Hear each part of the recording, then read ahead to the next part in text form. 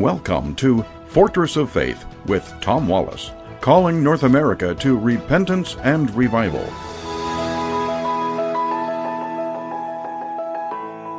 Welcome back once again to the Corner of Truth and Courage. You're listening to Fortress of Faith. We have been in a series of radio broadcasts talking about how to radicalize a Muslim.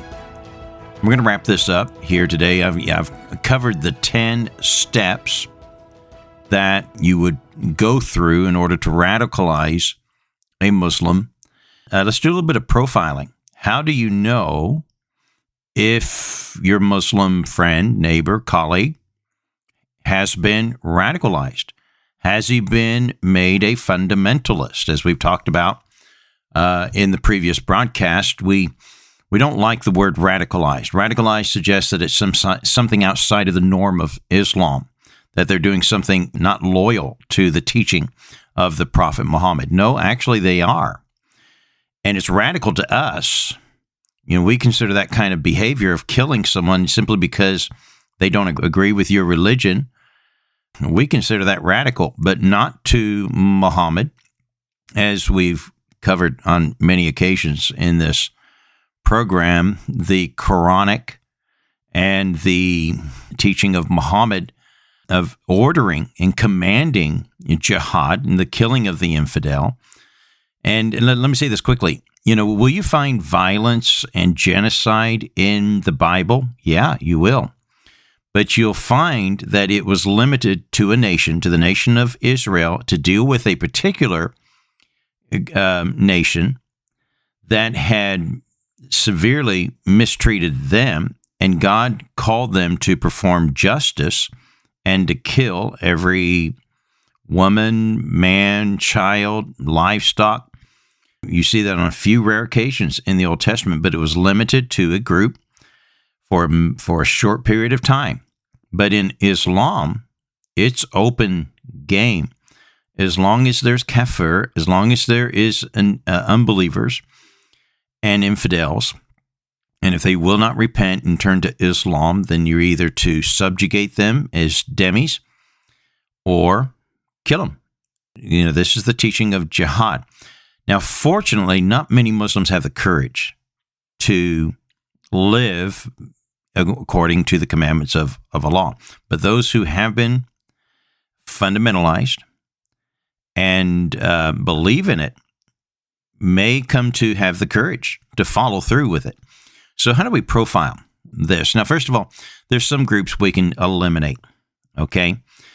They're small groups, but they're out there. And fortunately, most of them are in the West. The Ismaili Muslims, these are groups of Shia Muslims. They next to the Twelvers in the Shia, you have the Ismaili Muslims. They're the next large group in the Shia group. They have been reformed. They do not believe in the violence. They've left all that in the 7th century. The Ahmadiyyan Muslims, again, in the West, a lot of them, their prophet lives in London. Most of them have been westernized. They truly have reformed their religion and removed the sword. So these people are not likely to ever be radicalized in that sense. Another group, although these are cults in the Islamic world, the NOI, the Nation of Islam, they are a gang mentality, a black racist group. Louis Farrakhan, those people up there in Chicago, and although they have their element of violence and gang mentality, they're not likely to be jihadis. Okay, so these are some cultic groups that we can kind of dismiss, although keep a close eye on the NOI a little bit. There's certain practices that you probably will see of a fundamentalist. Someone who truly is following Islam, they're going to also follow some of the other tenets. They're probably going to grow their beard out. Now, this does not mean that if they have a beard, they're a fundamentalist, okay? But you're likely going to see that with them there. They're certainly not going to be eating pork and disobeying that. They'll be eating only halal meat. They will be very faithful to their mosque and to their ablutions and prayers. And so they're certainly not going to be out there drinking alcohol. Again, not saying those who follow these fundamentals are jihadis. But when if you're profiling, these are certain signs that you might want to look for. Now, although saying they won't drink alcohol, the Muslims had attacked us on 9/11 the night before, were on record of going out to the nightclubs, drinking and sex and all that stuff the night before they killed themselves and almost 3,000 others on their day of jihad. Doesn't mean that they're necessarily always pure to their calling. Another thing, this is on the list of profiling. Where do they wear their watch? Do they wear it on their right hand? Muhammad favored his right side, and so generally some of the fundamentalists tend to wear their watch on the right hand. Now, that is because they do doesn't mean that they're a jihadi, and you should call the FBI or anything like that. But it's just one of those things. Now, with that being said, I wear my watch on my right hand.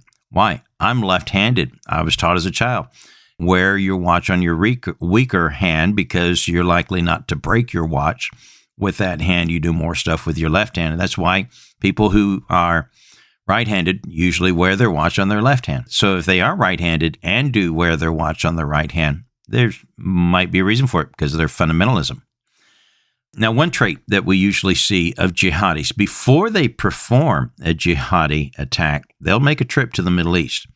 They might do their Hajj. They might go to Saudi Arabia for they're commanded at least once in their life to make that trip to Mecca and to do the practice of Hajj. And in doing so, they believe that it can absolve you of your committed sins up to that point. Now, what about associations? What kind of associations would we be concerned about? Well, if they're involved with terrorist organizations, and likely they will be online, we're not going to likely know that unless they're under FBI investigation and all that. But some outward things could be seen. They could be members of front groups that are operating here in America that are part of the Muslim Brotherhood. Now, in other broadcasts, when I cover the topic of Islamic terrorist groups, I say often that I believe that the Muslim Brotherhood is probably the most dangerous terrorist group on the face of the globe. Now, ISIS is probably the most ruthless, and Al-Qaeda is they were born out of Al-Qaeda. And Al-Qaeda certainly is dangerous, and we could go through the whole list, Hezbollah, and so on. But the Muslim Brotherhood, why I say they're the most dangerous is because they're the most clever group. They put on suits, and they act like they are lawyers, politicians, people involved in social justice movements and so on there. And they live and operate here in America in front groups. And the FBI found in the home of Ismail Embrace a document, a memo by the Muslim Brotherhood to the group in America. And there it said on page number 7, the Equan must understand that the work in America is kind of a grand jihad in eliminating and destroying Western civilization from within and sabotaging its miserable house by their hands and the hands of the believers. There they have made it very clear that they are here to sabotage our civilization from within. Now, who are these groups? Who are these front groups? Well, the first was the MSA, the Muslim Student Association, that came over here. They started in 1963 in Illinois. They started their first chapter. They have infiltrated every state college in the United States and their other sister group in Canada. They're in most of our high schools and even getting into our middle schools. You know, we saw the fruit of their labor this whole last year by the protest on our American streets and colleges against Israel, the pro-Palestinian campaigns that they have been doing. This is the work of the MSA. And so in the MSA, by the way, the Muslim Brotherhood started Hamas over there that's been fighting Israel. And so, of course, they're going to be out campaigning for their brothers. Another group, CARE, the Council of American Islamic Relations.